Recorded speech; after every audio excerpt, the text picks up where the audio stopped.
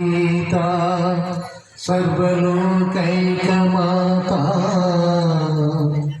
जयतु गीता दैव संपत्प्रपूता जयतु गीता विश्वशांति प्रसूता। ఏ మాసాన్ని శ్రీకృష్ణ పరమాత్ముడు మాసాన మార్గశీర్షోహం అన్నారు. వాల్మీకి తన రామాయణంలో వత్సర భూషణమని అన్నారు. ఏ మాసంలో శుద్ధ విజయ రోజు సిక్కు మత స్థాపకుడు మొదటి గురువు అయిన గురునానక్ జన్మించారు. ఏ మాసంలోని శుద్ధ షష్ఠిని సుబ్రహ్మణ్య షష్ఠిగా మనం జరుపుకుంటాము. ఏ మాసంలోని శుద్ధ షష్ఠి రోజు మనందరం కూడా ప్రవార షష్ఠిగా దుప్పట్లకి పేదవాళ్ళకి పంచుతాము. ఏ మాసంలోని శుద్ధ ఏకాదశిని మోక్షద ఏకాదశి అని పూజిస్తాము. ఏ మాసంలోని శుద్ధ ఏకాదశి రోజున ఆ శ్రీకృష్ణ పరమాత్ముడు తన సభ్యుడైన అర్జునుడికి గీతోపదేశం చేశాడు. ఏ మాసంలోని శుద్ధ చతుర్దశి రోజు అత్రి మహర్షి ఆశ్రమంలో సతీ అనసూయ కారణంగా దత్తాత్రేయుడు ఉద్భవించాడు. అటువంటి పవిత్రమైన ఈ మార్గశిర మాసంలో అందున ఏకాదశి ముక్కోటి ఏకాదశి రోజున గీతా జయంతి రోజున ఇటువంటి పవిత్రమైన సనాతన ధర్మ పరిరక్షణ కోసం ఈ సమ్మేళనాన్ని ఏర్పాటు చేసిన సమరసత సేవా ఫౌండేషన్ దాని నిర్వాహకులైన గంగాధర గారు, మాలకొండయ్య గారు, ముఖ్యంగా నా మిత్రుడు నక్కా సత్యనారాయణ గారిని ఇతర కార్యకర్తల్ని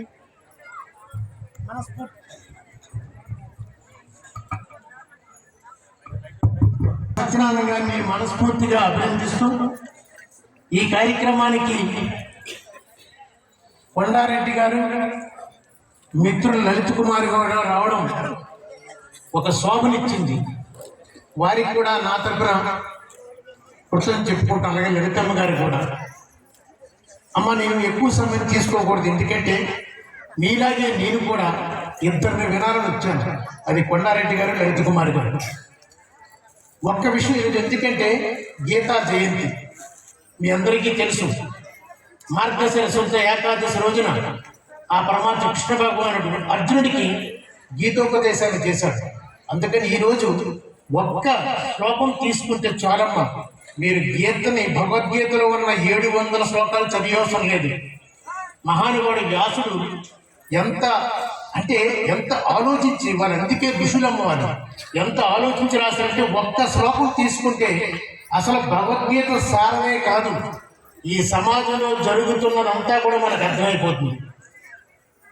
మీరు భగవద్గీత పుస్తకం తీయగానే మొట్టమొదటి 1వ శ్లోకం ఉంటుంది, అది ఒక్కటి చూడండి.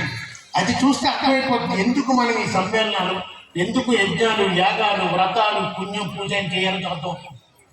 అందులో అంటాడు, ధర్మక్షేత్రే కురుక్షేత్రే సమవేతాయుజుత్సవః మామకాః పాండవాశ్చైవ కిం అకుర్వత సంజయ. చూడమ్మా, అది మొదటి 2 పాదాలు వదిలేయండి. ధర్మక్షేత్రం, కురుక్షేత్రం. ధర్మక్షేత్రం, కురుక్షేత్రంలో సంవేత యుత్సవం, అందరూ కూడా పాండవులు కూడా అందరూ వచ్చి ఉన్నారు యుద్ధం కోసం అంటూ. ఇది ఎవరు చెప్పారు అనుకుంటున్నారు? మీకు తెలుసు కదా, భారతంలో చక్రవర్తి ఎవరు? ధృతరాష్ట్రుడు. ధృతరాష్ట్రుడికి చూపు లేదు. ఆ ధృతరాష్ట్రుడు ఇది అడుగుతున్నాడు. ఆయన ఏమని అడిగాడు? ఈ ధర్మక్షేత్రాన్ని కురుక్షేత్రంలో వాళ్ళందరూ దగ్గరికి వచ్చారు కదా యుద్ధం చేయడం కోసం, మా జాగ్రత్త వినండమ్మా అంటూ 3వ పాదం చూడండి. మామకాహ పాండవాశ్చైవ. మామకాహ అంటే మావాళ్ళు మరియు పాండవులు. అమ్మ, అర్థమైంది కదా? మా వాళ్ళు మరియు పాండవులని ఎవరన్నారు? ధృతరాష్ట్రుడు అనే చక్రవర్తి అంటున్నాడు. పాండవులు ఎవరమ్మా? ధృతరాష్ట్రుడు కనుక సోదరుడి బిడ్డలు. తన సోదరుడి బిడ్డల్ని ఆయన ఏమన్నాడంటే ఆయన కొడుకులు మావారట, మరియు పాండవులు అంటే పాండవులు బయటి వాళ్ళు. అర్థమైందా? అంటే అక్కడే స్వార్థానికి పరాకాష్ట.